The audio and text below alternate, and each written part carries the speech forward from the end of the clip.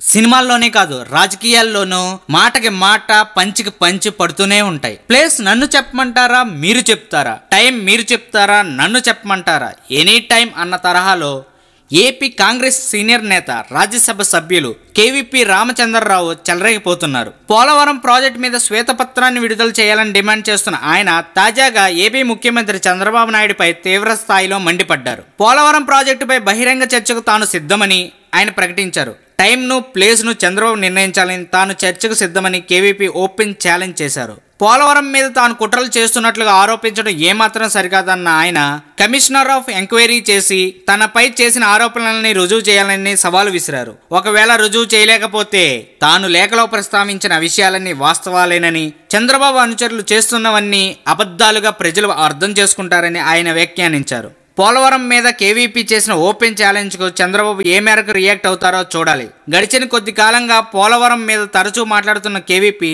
తాజాగా తన టోన్ను మరింత పెంచడం గమనార్హం. చూద్దాం ఈ మాటల యుద్ధం ఎంతవరకు వెళ్తుందో. ఇది సంగతి.